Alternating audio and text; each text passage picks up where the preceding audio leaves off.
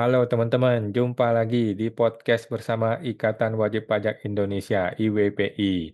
Hari ini ramai teman-teman ya. Seperti biasa kita perkenalkan dahulu nih Ketua Umum IWPI, Bapak Rinto Setiawan. Nah, Halo Pak Rinto, semangat terus hari ini Pak. ya, selalu semangat, Mas. Luar biasa Pak Rinto ya, semangat terus. Sepertinya lagi pulang dari luar kota nih. Ada informasi baru buat kita semua teman-teman ya. Dan juga kita seperti biasa mengundang spesial teman-teman ya, guru besar kita semua, seorang ahli hukum terutama di pajak ya, Bapak Alessandro Rey. Halo Pak Rey, apa kabar hari ini Pak? Sehat-sehat Pak? Hmm. Sehat, Pak Wan. Terima kasih. Oke, terima kasih Pak Rey sudah hadir bersama kita ya. Dan teman-teman, hari ini kita akan perkenalkan ada host tambahan nih, host baru dari IWPI bersama Pajak Smart ini teman-teman ya. Yaitu juga seorang kuasa hukum, juga seorang sarjana hukum, dan Hmm. seorang pengusaha, juga seorang wajib pajak. Luar biasa beliau ini pakai lengkap ya. Halo Pak Sujono, apa kabar Pak Sujono? Ya, selamat pagi, sehat Pak Wan. Oke, terima kasih Pak Sujono yang sudah bersama kita dan ke depannya Pak Sujono bantu kita nih teman-teman ya sebagai host ya teman-teman. Nah, Pak Sujono luar biasa sekali dari luar kota loh teman-teman ya bersama kita menjadi host untuk podcast bersama IWPI. Hari ini IWPI mau menanggapi atau membahas mengenai fakta integritas di pengadilan pajak. Nah, ini nih yang bikin saya sampai hari ini nggak diterima nih perpanjangan kuasa hukumnya nih Pak, fakta integritas. Apa yang mau dibahas Pak IWP hari ini Pak? Ya, ya, terima kasih Mas Awan. Ini kan kami mempertanyakan fakta integritas ini saat saya mewakili sebagai kuasa hukum di pengadilan pajak sidang di Surabaya, Mas. Yaitu gugatan antara saudara Johan Antonius melawan Direktur Jenderal Pajak. Nah, di situ sangat detail sekali. Awal mula persidangan dibuka itu persyaratan kuasa hukum kami sebagai yang mewakili penggugat itu dicek sampai rigid sekali Mas, sampai KTP-nya cocok apa enggak, seperti itu Mas. Nah, ini masuk ke fakta integritas. Bahkan fakta integritas itu juga diwajibkan materai Mas, materai ini 10.000. Nah, namanya menjadi aneh, ternyata begitu kami cek ke tim kami yang biasa melakukan administrasi di dalam ITS Code, itu pihak lawan yaitu pihak tergugat sama sekali tidak diwajibkan untuk memberikan ini Mas Awan, memberikan fakta integritas. Nah, akhirnya kami dari IWPI inisiatif untuk menanyakan ini ke PPID Kemenq Mas Awan. Itu aja, nanti ini saya share dulu Mas ya, PPID Kemenq-nya.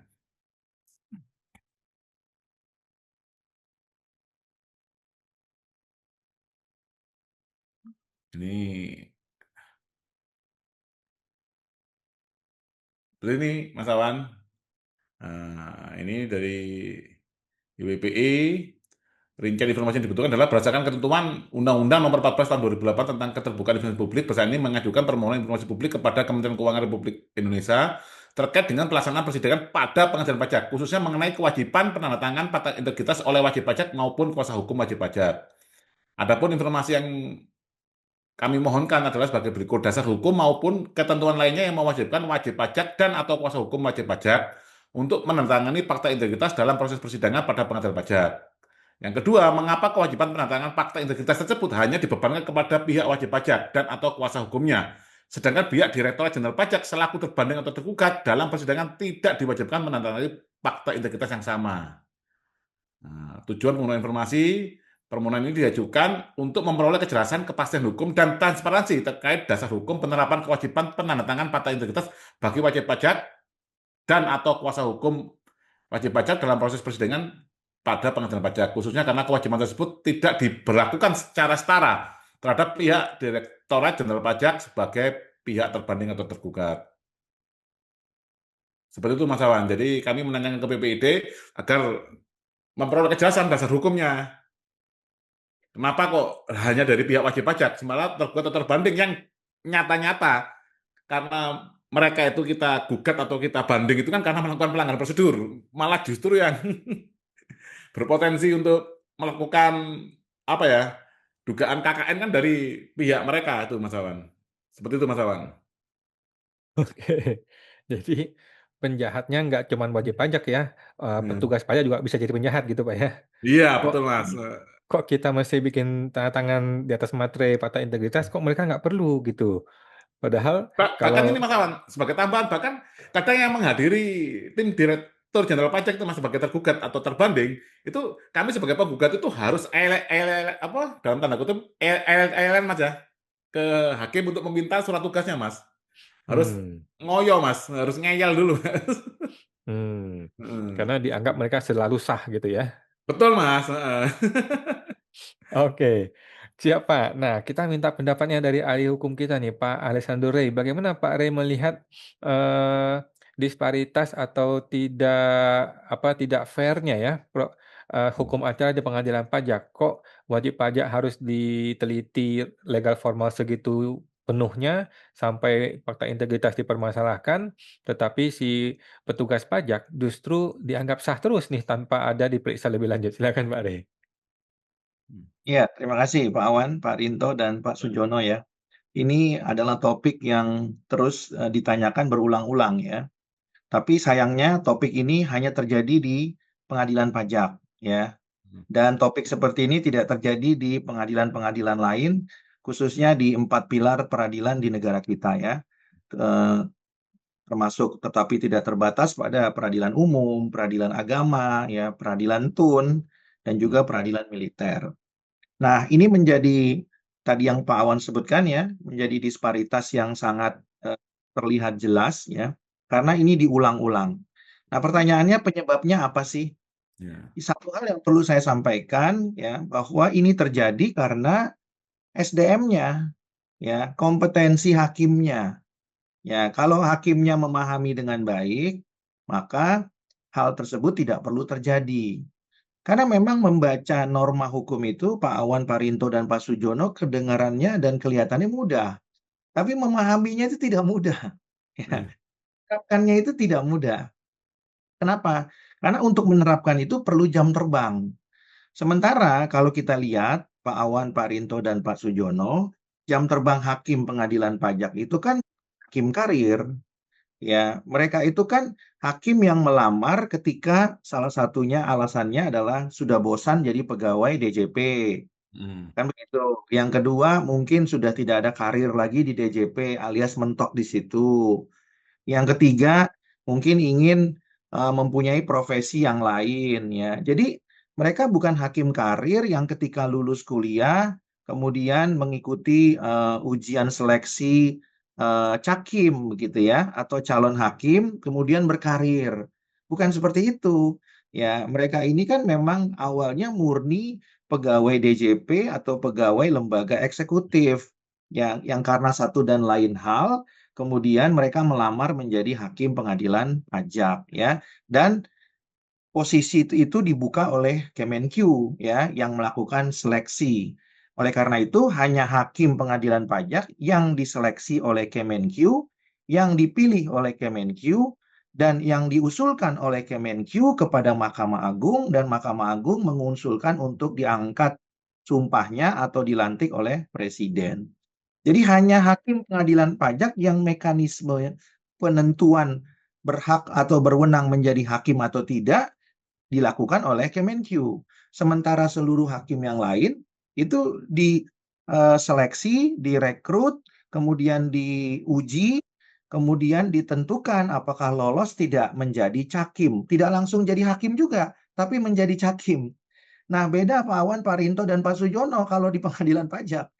Kalau lulus ujian dari Kemenq ya langsung jadi hakim, langsung diusulkan ke Mahkamah Agung, kemudian dilantik oleh Mahkamah Agung ya melalui usulan Menteri Keuangan.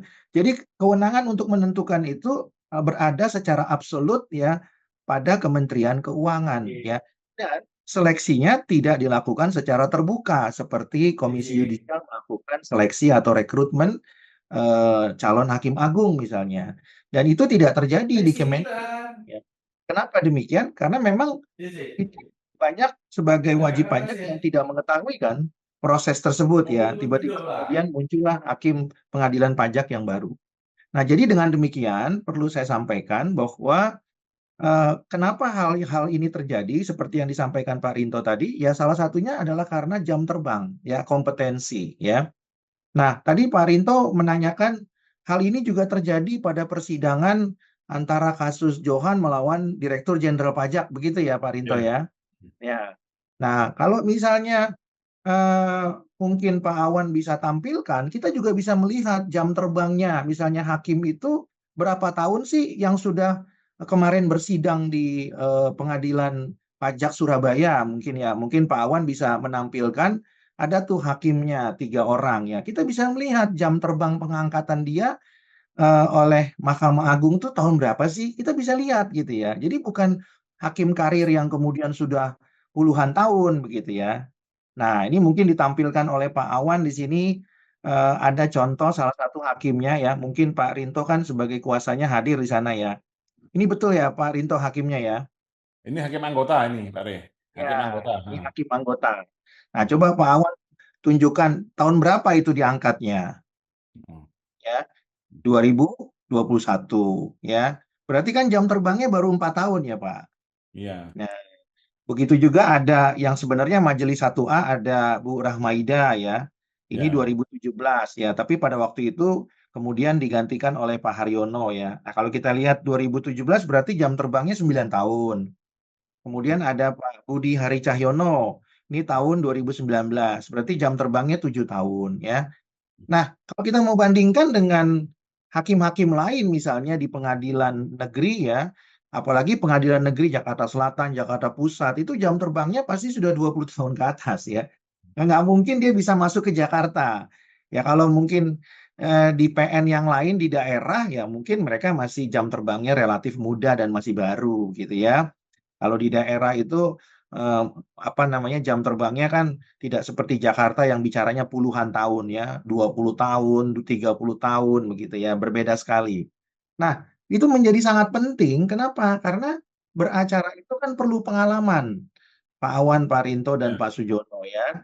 Beracara itu nggak bisa dihitung dengan 1 2 tahun ya. Itu harus dihitung dengan puluhan tahun ya. Jadi mukul palunya itu kan paling lama tadi baru 9 tahun ya Pak. Ya. Ya, buka tutup itu baru 9 tahun. Itu pun kalau yang bersangkutan jadi ketua. Kalau nggak jadi ketua kan nggak pernah pegang palu ya.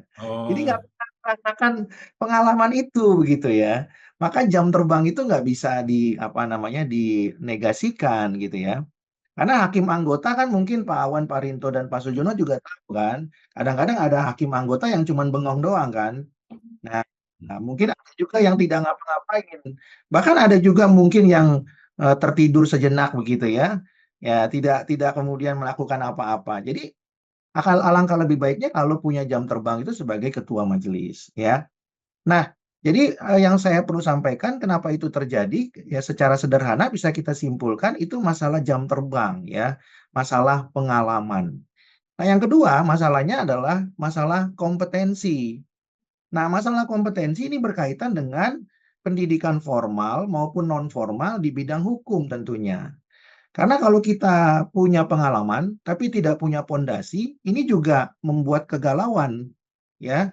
Kegalauannya di mana? Karena nggak punya pondasi. Kalau nggak punya pondasi, ketika kemudian ada pihak berpendapat A, dia akan tergiring dengan A. Ya, apalagi yang memberikan pendapat itu mungkin mantan bosnya gitu ya. Ya, di Direktorat Jenderal Pajak tentunya akan berbeda kalau tidak punya pondasi. Ya, begitu juga dengan kalau tidak punya pondasi di bidang akuntansi, ya. Nah, itu juga kan mempunyai kesulitan tersendiri. Begitu juga dengan kompetensi atau pondasi di bidang administrasi, itu juga punya persoalan sendiri. Sehingga menurut saya kompetensi ya yang dibuktikan dengan pendidikan berkelanjutan itu sangat penting. Maka hakim tidak boleh berhenti belajar. Kalau hakim berhenti belajar, maka disitulah awal kejatuhan hakim itu. Kenapa demikian? Karena dia merasa dirinya sudah pintar. Ketika seseorang merasa dirinya sudah pintar, disitulah dia terlihat semakin bodohnya. Ya, kenapa? Karena dia sudah mulai berhenti belajar dan sudah mengakui bahwa dirinya itu yang terbaik di antara yang lain. Nah, jadi kompetensi itu sangatlah penting ya, sangatlah diperlukan dan oleh karenanya pendidikan formal maupun pendidikan non formal itu sangat dibutuhkan. Nah, ini ada pertanyaan menarik Pak Awan, Pak Rinto dan Pak Sujono. Kalau gitu gimana caranya supaya hakim terus belajar. Selain pendidikan formal, tentunya hakim juga boleh kan kuliah lagi ya. Kuliah SH, kuliah MH, kuliah MKN, kuliah doktor juga boleh. Pertanyaan berikutnya, boleh nggak hakim itu bergabung di organisasi profesi? Ya, jawabannya boleh ya. Karena tujuan bergabung di organisasi profesi itu kan mencari ilmunya, bukan menjalankan profesinya.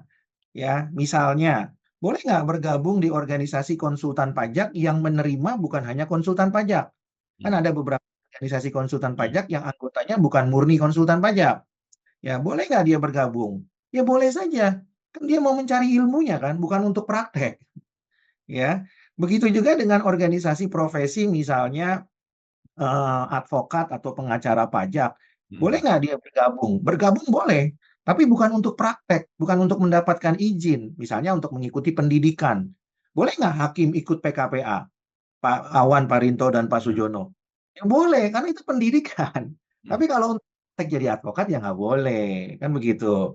Boleh nggak hakim ikut organisasi profesi pengacara pajak? Ya boleh, ya karena dia ingin misalnya pendidikan apa namanya brevetnya ya atau mungkin PKAP-nya ya berhubungan dengan hukum acaranya. Boleh saja untuk memperkaya.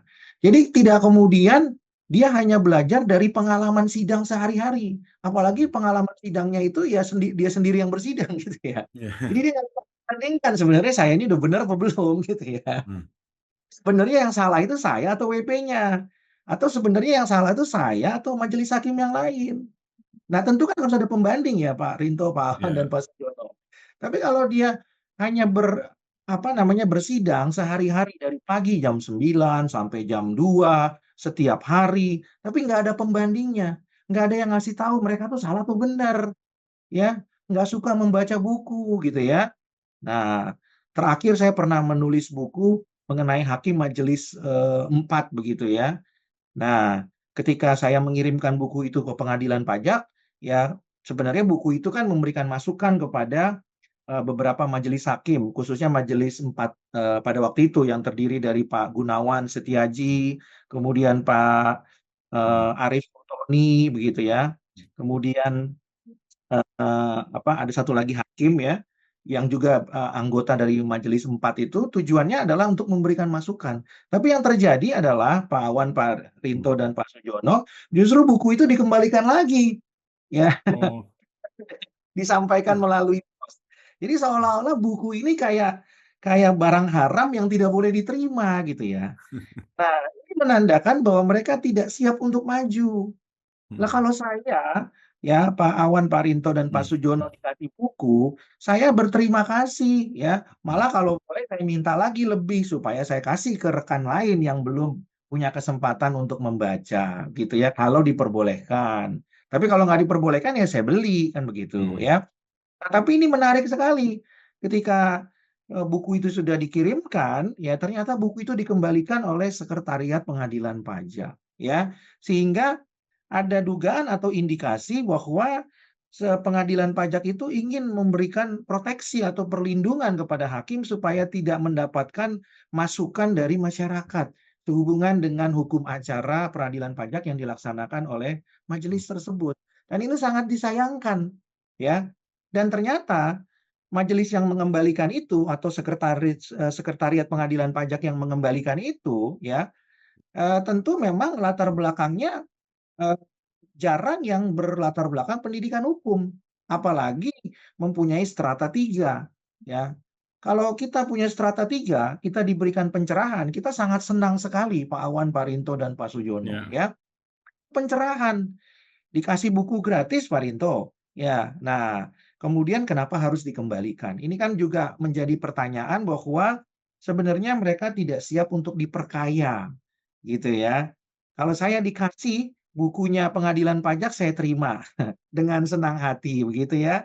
Kalau perlu saya minta salinannya lebih dari 1, ya, dengan senang hati. Dan kalau tentunya buku itu nanti sudah rilis dan itu ternyata ada hal-hal yang berbeda pendapat, Pak Awan, Pak Rinto, dan Pak Sujono, tentu kan hakimnya boleh juga menulis secara ilmiah, ya, untuk memberikan tanggapan atau klarifikasi secara ilmiah, bukan secara personal begitu ya, secara ilmiah. Contohnya begini, misalnya tadi Pak Rinto mengatakan bahwa kenapa penggugat atau pemohon saja, yaitu wajib pajak yang diharuskan untuk Ya. menyampaikan fakta integritas. Sementara kan tergugat, termohon atau terbanding tidak perlu, tidak pernah ditanyakan. Nah, hakim yang memeriksa yang mungkin pernah ditulis namanya dalam buku tertentu, ya termasuk buku saya misalnya, bisa memberikan klarifikasi. Kenapa kami kalau sidang tidak minta fakta integritas dari tergugat atau terbanding? Kan di situ ada wadahnya ya Pak Rinto dan Pak Awan, Pak Sujono. Sehingga mereka bisa menjelaskan dalam buku itu. Dan kalau mereka mau menjelaskan, mereka juga bisa menuangkannya secara detail. Misalnya mereka mengatakan, kenapa kami tidak minta fakta integritas dari tergugat atau terbanding? Karena pengalaman kami mereka tidak pernah menyuap kami. Kan bisa seperti itu juga misalnya gitu ya. Ya silakan dituangkan gitu loh ya. Karena kami menduga selama ini banyak yang berusaha menyuap itu datangnya dari wajib pajak. Ya silakan juga gitu ya. Jadi masyarakat itu tahu kenapa sih kalau di pengadilan pajak itu kedudukannya nggak sama. Kenapa wajib pajak lebih repot dibandingkan dengan fiskus? Bukankah di pengadilan pajak itu prinsip hukumnya sama? Sama-sama mempunyai kedudukan yang sama di mata hukum gitu ya, equality before the law. Tapi kenapa nggak jadi sama, tapi kenapa beda? Nah itu wadah untuk bisa menuangkannya gitu ya. Jadi sekali lagi cara memperkaya itu banyak hal yang sudah saya sebutkan tadi ya, melalui pendidikan formal, bergabung dengan organisasi, kemudian juga memperkaya dengan membaca buku dan juga menulis buku ya. Jangan sampai hakim itu berkarir pensiun umur 65 tahun, Pak Awan, Pak Rinto dan Pak Jono, tapi sampai pensiunnya nggak ada karyanya satupun juga gitu ya. Ya, jadi sangat disayangkan gitu. Apalagi dia buat putusan yang beda dengan majelis lain. Wah, itu bagus sekali, memperkaya, ya kan? Atau misalnya saya kasih contoh lagi nih, Pak Awan, Pak Rinto dan Pak Sujono. Ya, kemarin ada putusan yang cukup fenomenal dari Majelis 17 ya yang mengatakan salah satu hakim dengan dissenting opinion bahwa perkara pabeanan itu bisa digugat, ya. Nah, ini adalah hakim yang kedua setelah hakim yang pertama yang mengatakan itu di Majelis 9, ya. Nah, ini kan artinya dua hakim ini berbeda ya dari 68 hakim yang tersisa di pengadilan pajak yang sebelumnya ada kurang lebih 72. Nah, berarti kan 2 lawan 68 ya.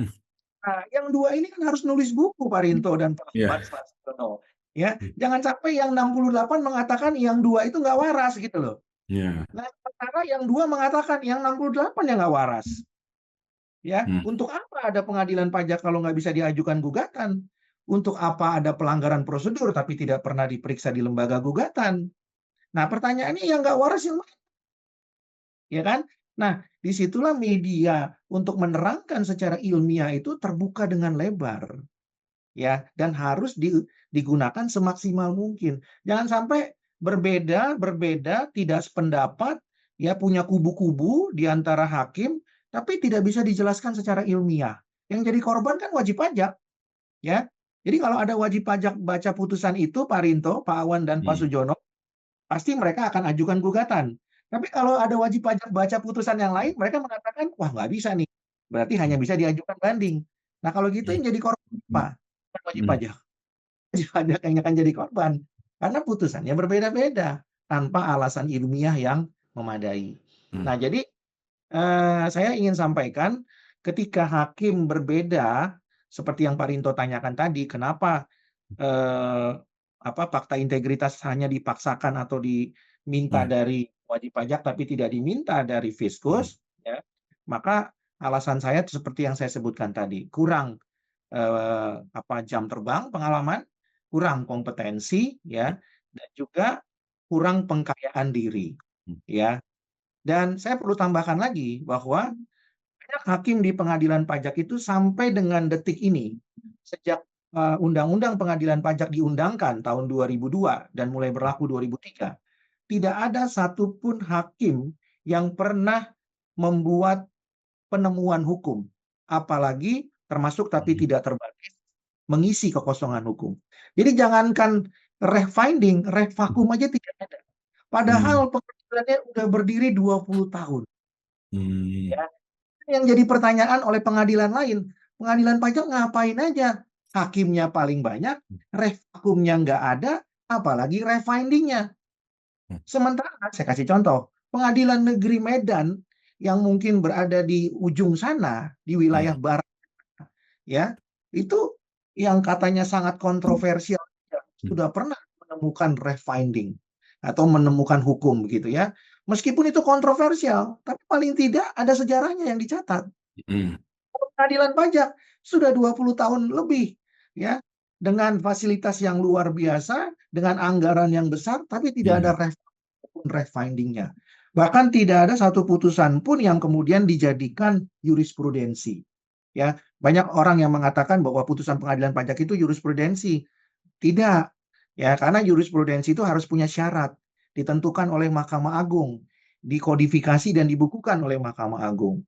Itu hanya menjadi putusan yang berulang, bukan menjadi jurisprudensi. Sampai dengan sekarang belum ada yang menjadi jurisprudensi. Makanya kemudian mereka terus menerbitkan atau membuat putusan yang berbeda-beda. Satu di antara hakim lain di pengadilan pajak, begitu juga dengan hakim pengadilan pajak dengan hakim Kamar Tun khusus pajak di Mahkamah Agung. Ya, jadi mungkin itu penyebabnya, Pak Rinto, dan kami mengusulkan supaya ini dilakukan perubahan nanti ketika pengadilan pajak masuk satu atap di bawah Mahkamah Agung. Mungkin demikian, Pak Awan. Baik, terima kasih Pak Re, luar biasa ya, sangat-sangat lengkap sekali pemaparannya. Intinya ya petugas pajak juga banyak yang error ya, dan juga perlu dimintakan fakta integritasnya, dan lebih penting lagi para hakim ini perlu untuk belajar lah ya, belajar jangan menolak untuk belajar. Semua orang perlu belajar termasuk hakim-hakim, dan lebih penting lagi sebenarnya hakim, karena palu dia bisa membuat yang salah jadi benar, membuat yang benar jadi salah. Baik, makasih Pak Rey, terima kasih Pak Rinto. Kita jumpa lagi Pak di podcast berikutnya Pak. Makasih Pak. Ya, Mas. Terima kasih.